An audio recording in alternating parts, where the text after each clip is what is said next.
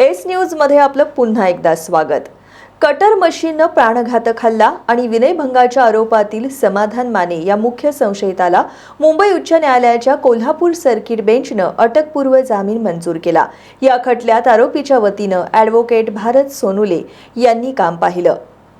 Murgud police ठाण्याच्या हद्दीत 30 मे रोजी आरोपीनं शेताकडे जाताना वाटेवर अडवून फिर्यादीशी गैरवर्तन करत विनयभंग केला असा आरोप फिर्यादीनं दिलेल्या तक्रारीत केला होता। ही घटना फिर्यादीनं घरी सांगितल्यानंतर फिर्यादी तिच्या नातेवाईकांसह घटनेचा जाब विचारण्यास गेल्यानंतर त्यांच्याकडून मुख्य आरोपी आणि त्याचा भाऊ तसंच इतर नातेवाईकांनी लाकूड कटर मशीननं हल्ला करून 6 जणांना गंभीर जखमी केल्याचा आरोप फिर्यादीत केला होता। या प्रकरणी मुख्य संशयित आरोपीनं जिल्हा न्यायालयात दाखल केलेला अटकपूर्व जामीन अर्ज 27 जुलैला फेटाळण्यात आला होता। या निर्णयाविरुद्ध मुख्य आरोपीच्या वतीनं भारत सोनुले यांनी मुंबई उच्च न्यायालयाच्या कोल्हापूर सर्किट बेंचमध्ये अटकपूर्व जामीन अर्ज दाखल केला होता। मंगळवारी या प्रकरणाची सुनावणी सर्किट बेंचमध्ये झाली। यावेळी सरकार पक्षानं आरोपीविरुद्ध गंभीर स्वरूपाचा आरोप असून गुन्ह्यातील साक्षी पुराव्यांवरून आरोपीविरुद्ध प्रथमदर्शनी केस दिसून येते अशी जोरदार हरकत घेत आरोपीचा जामीन अर्ज फेटाळण्यात यावा असा युक्तिवाद केला होता।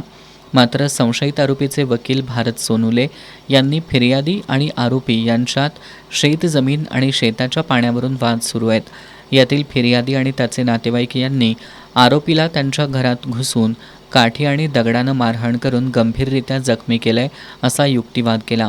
हा युक्तिवाद ग्राह्य मानून कोल्हापूर सर्किट बेंचनं विनयभंग गुन्ह्यातील मुख्य संशयित समाधान रघुनाथ माने यांचा अटकपूर्व जामीन अर्ज मंजूर केला अशी माहिती भारत सोनुले यांनी दिली आहे।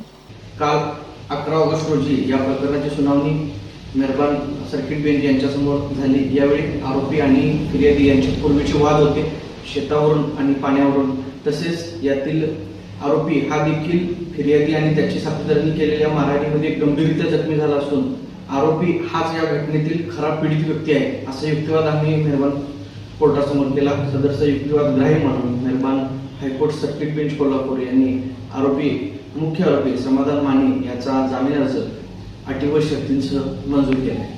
या खटल्यात भारत सोनुले यांना सहाय्यक म्हणून प्रीती देवर्डेकर, आकाश साठे, स्नेहलता यादव, स्वालेहा नालबंद यांनी काम पाहिलं।